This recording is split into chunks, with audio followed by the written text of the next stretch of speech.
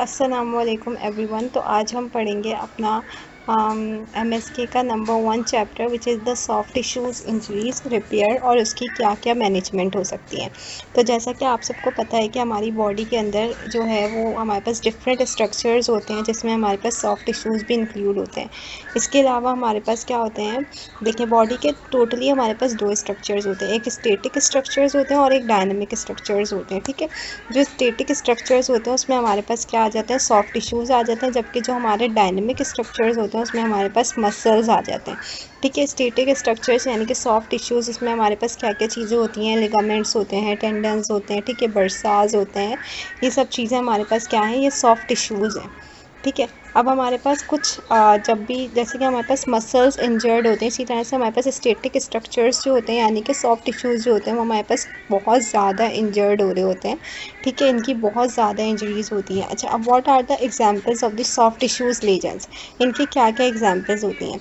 तो आपको एग्जांपल्स याद करनी है कि इसकी एग्जांपल में हमारे पास स्ट्रेन होते हैं, स्प्रेन होता है, डिसलोकेशन होती है, सबलक्सेशन होती है, टेंडन का रप्चर हो जाता है, इसी तरह से हमारे पास बर्साइटिस होता है, कॉन्ट्यूजन्स होती हैं या फिर ट्रॉमा भी हो सकता है। ठीक है, अब हम आते हैं नंबर 1 पर विच इज़ टी स्ट्रेन। तो स्ट्रेन में हमारे पास आप देखें कि टी आ रहा है ना, बीच में टी आ रहा है, तो टी मीन्स क्या होता है, टेंडन।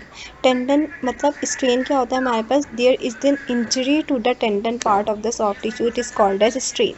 अच्छा, अब इसके कॉजेज़ क्या क्या हो सकते हैं, ड्यू टू एनी रीज़न, यानी कि ओवर स्ट्रेचिंग आप कर रहे हो या फिर ओवर एक्सर्शन कर रहे हो, ठीक है, या फिर सॉफ्ट टिश्यूज़ का ओवर यूज़ हो रहा है, या फिर कोई ट्रॉमा है उसकी वजह से आपका क्या होता है, डिसरप्शन हो जाती है मस्कुलो टेंडनस यूनिट की, उसको हम क्या कहते हैं, स्ट्रेन बोल रहे होते हैं। अच्छा, अब नेक्स्ट आता है हमारे पास स्ट्रेन और दूसरा आता है स्प्रेन, इसको हम इंटरचेंजेबली यूज़ कर रहे होते हैं। जैसे कि स्ट्रेन हमारे पास टेंडन के रप्चर को बोलते हैं, इसी तरह से स्प्रेन हमारे पास मोस्ट जो कॉमनली हम इसको लिगामेंट्स की इंजरी को स्प्रेन कह रहे होते हैं। अब लिगामेंट्स की इंजरी क्यों कॉमन होती है हमारे पास, ड्यू टू सिवियर स्ट्रेस दे रहे हैं आप, स्ट्रेच दे रहे हैं और टीयर हो रहा है हमारे पास सॉफ्ट टिश्यूज़ का, उसकी वजह से हमारे पास क्या हो सकता है, स्प्रेन डेवलप हो सकता है। ठीक है, अब स्प्रेन के कुछ हमारे पास ग्रेड्स भी होते हैं अकॉर्डिंग टू द सीवियरिटी। अगर हम देखें तो फर्स्ट ग्रेड होता है, सेकंड होता है और थर्ड ग्रेड होता है। फर्स्ट ग्रेड को हम माइल्ड ग्रेड कह रहे होते हैं, सेकंड को हम मॉडरेट कह रहे होते हैं और थर्ड को हम सिवियर ग्रेड कह रहे होते हैं।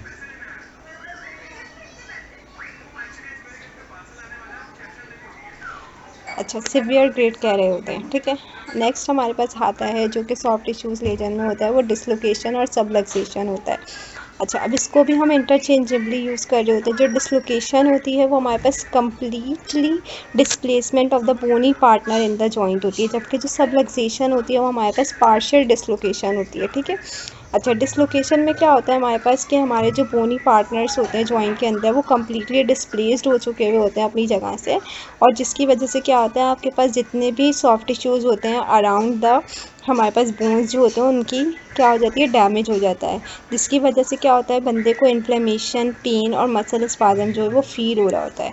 जबकि जो सबलक्सेशन होती है वो किसी भी सेकेंडरी ट्रॉमा की वजह से हो सकती है जो कि हमारे सराउंडिंग सॉफ्ट टिश्यूज़ में हो रहा होता है। ठीक है, डिसलोकेशन की सबसे अच्छी एग्जांपल आपके जो भी बॉडी के अंदर जो मोबाइल जॉइंट्स होते हैं, जिसमें हमारे पास जो शोल्डर जॉइंट होता है और हिप जॉइंट होता है, वो सबसे ज़्यादा डिसलोकेटेड होते हैं। और शोल्डर जॉइंट में हमारे पास head of the humerus as well as जो हमारे पास हिप जॉइंट होता है उसमें हेड ऑफ द फीमर जो होता है वो मोस्टली डिसलोकेटेड होता है। अच्छा, अब नेक्स्ट हम आते हैं मसल टेंडन के रप्चर और टियर पर।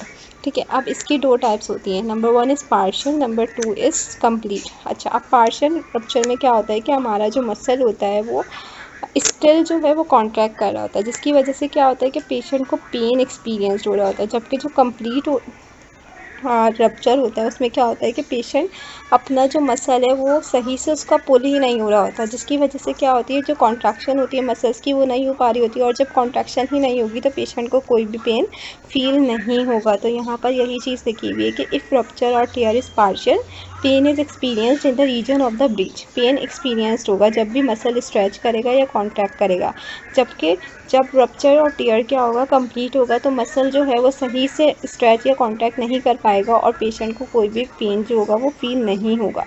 नेक्स्ट आते हैं हम टेंडिनोपैथी और टेंडिनस लीजन पर। तो इसके हमारे पास बहुत सारे लीजन्स होते हैं, जिसमें टेंडिनोपैथी, टेंटिनोसाइनोवाइटिस, टेंडिनाइटिस और टेंडिनोसिस होता है। टेंडिनोपैथी बेसिकली क्या होता है, हमारे पास हम जर्नली इसको यूज़ कर रहे होते हैं, जैसे कि हमारे पास क्रोनिक टेंडन की कोई भी पैथोलॉजी है उसको हम टेंडिनोपैथी कह रहे होते हैं। ठीक है, टीनोसाइनोवाइटिस क्या होता है, बेसिकली आपके जो टेंडन के अराउंड साइनोवियल मेम्ब्रेन उसको कवर कर रही होती है, उसमें क्या हो जाती है, इन्फ्लेमेशन हो जाती है। ठीक है, उसको हम टीनोसाइनोवाइटिस कह रहे होते हैं। Tendinitis is basically simply an inflammation of a tendon. ठीक है, जिसकी वजह से क्या होता है, आपके पास स्कारिंग या कैल्शियम की डिपोजिशन हो सकती है। टीनोवेजिनाइटिस इज बेसिकली क्या होता है कि जो हमारे पास टेंडन की शीट होती है ना, उसमें थिकनिंग आ जाती है, उसको हम टीनोवेजिनाइटिस कहते हैं। और टेंडनोसिस, नोसिस मीन्स होता है डीजनरेशन, मीन्स के डीजनरेशन ऑफ द टेंडन, आप उसको ट्रॉमा, उसको बार बार ट्रॉमा हुआ जा रहा है, जिसकी वजह से क्या हो रहा है कि डीजनरेशन हो रही है टेंडन में। इसके अलावा जो हमारे पास साइनोवाइटिस होता है,